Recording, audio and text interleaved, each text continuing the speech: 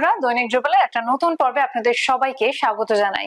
আমি রূপসা। শুরু করছি আজকের পর্ব, যেখানে রয়েছে বাংলা ফুটবলের আপডেটস। প্রথমেই দেখে নেব শ্রী বালাজি নিবেদিত আজকের হেডলাইন্স, ফুটবল এক নজরে।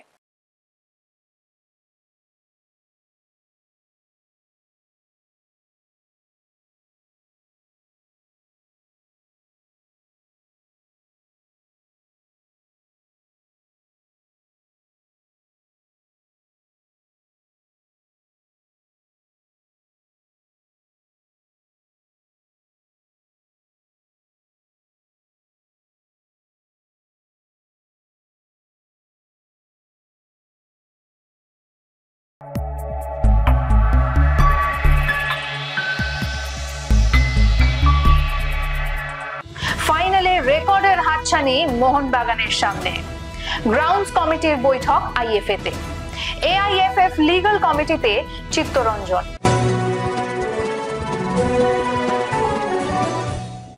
চলে আসি বিস্তারিত খবরে। আইএসএল ফাইনালে মলিনা ব্রিগেড। গত বছরও ঠিক একই পরিস্থিতি থেকে ওড়িশা এফসির বিরুদ্ধে জিতে ফাইনালে উঠেছিল মোহনবাগান সুপার জায়ান্ট। সেই ইতিহাসের পুনরাবৃত্তি এবারও। এই নিয়ে টানা তৃতীয়বার ফাইনাল খেলবে মোহনবাগান। যে নজির গড়ল তা অন্য কোনো দলের নেই। একই সঙ্গে এক মরশুমে লিগ শিল্ড জয়ের নজির আছে একমাত্র মুম্বাই সিটি এফসির। এবার ফাইনালে সবুজ মরুন জয় পেলে সেই নজির স্পর্শ করবেন শুভাশিসরা। আপাতত সব নজর শনিবারের মেগা ফাইনালের দিকে। কলকাতা ফুটবল লিগ শুরু করার প্রাথমিক প্রস্তুতি শুরু হলো। মঙ্গলবার গ্রাউন্ড কমিটির সভা অনুষ্ঠিত হয়ে গেল আইএফএ তে। বৈঠক সম্পর্কে আইএফএ টিভিকে জানালেন সহ সচিব সুদেশনা মুখার্জি। কি বললেন তিনি, শুনে নেব।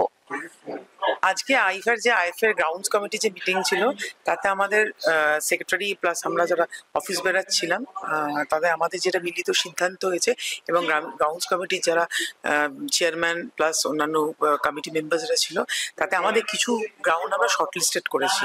এবং এই শর্টলিস্টেড গ্রাউন্ডটা আমরা অ্যাজ সুন অ্যাজ পসিবল ওটা আমরা এই গ্রাউন্ডস কমিটি মেম্বাররা যাবেন এবং সেটা ওরা পরিদর্শন করবেন, এবং তাতে ড্রেসিং রুম ঠিক মতো আছে কিনা, গ্রাউন্ডের মাপ ঠিক মতো আছে কিনা, এবং পর্যাপ্ত জলের ব্যবস্থা বা অন্যান্য প্লেয়ার্স ওয়েলফেয়ারের যে ব্যাপক অ্যারেঞ্জমেন্টস আছে সেগুলো আছে কিনা, তারা সেটা সরজমিনে তদন্ত করে দেখে আসবেন আর কি।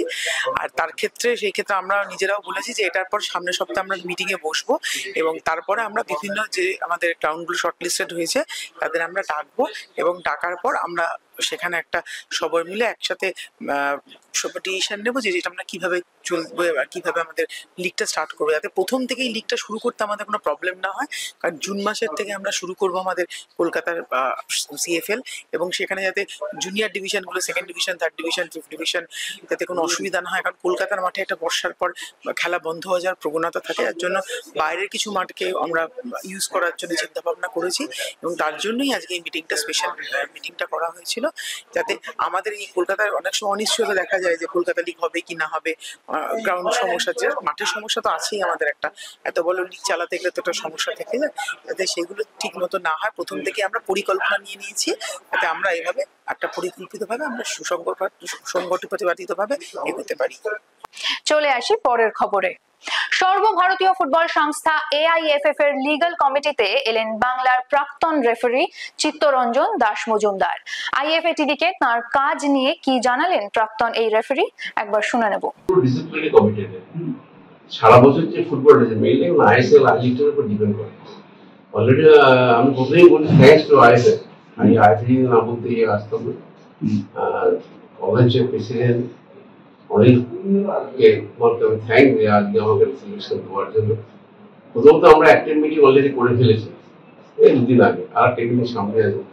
টোটাল যে আই লিগ আইএসএল হচ্ছে, এই যে এত রেড কার্ড ইয়েলো কার্ড হচ্ছে এবং তার যে পেনালাইজ হচ্ছে, কারো 40,000 টাকা, আই লিগ 20,000 টাকা, আই লিগ এই যেটা ক্লারিফিকেশন করেছে এবং সেটা কি জাস্টিফাই? ঠিক আছে, একটা খেলা একটা ছেলে হলুদ কার্ড দিয়েছে, মেবি রং অর নট, এবং দেখা গেল যে ছেলেটা হলুদ কার্ড দেখে এটা না হলেও পারত, এই জাস্টিফিকেশন ডিসিপ্লিন কমিটি করে ছেড়ে দিই।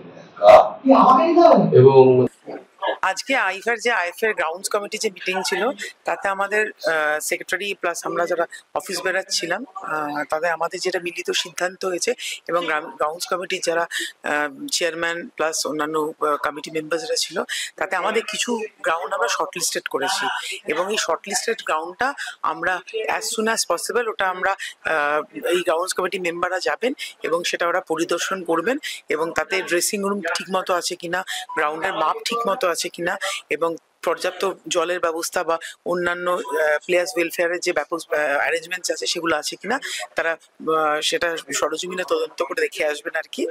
আর তার ক্ষেত্রে সেই ক্ষেত্রে আমরা নিজেরাও বলেছি যে এটার পর সামনের সপ্তাহে আমরা মিটিংয়ে বসবো এবং তারপরে আমরা বিভিন্ন যে আমাদের গ্রাউন্ডগুলো শর্টলিস্টেড হয়েছে তাদের আমরা ডাকবো এবং ডাকার পর আমরা সেখানে একটা সবাই মিলে একসাথে ডিসিশন নেবো যে যেটা আমরা কিভাবে চলবে আর কিভাবে আমাদের লিগটা স্টার্ট করবো, যাতে প্রথম থেকেই লিগটা শুরু করতে আমাদের কোনো প্রবলেম না হয়।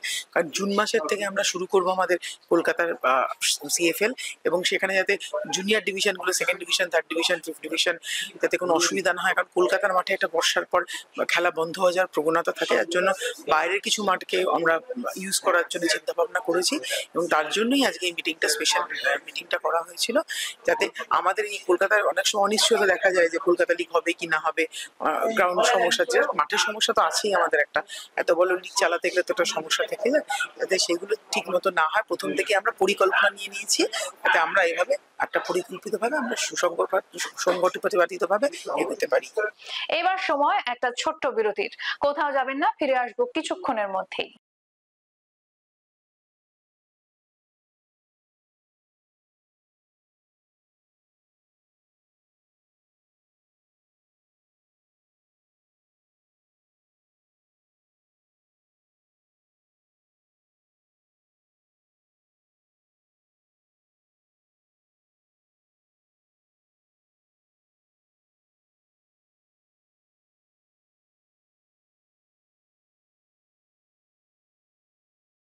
ফিরে এলাম সঙ্গে নিয়ে ফুটবল কুইজ মগজাস্ত্র।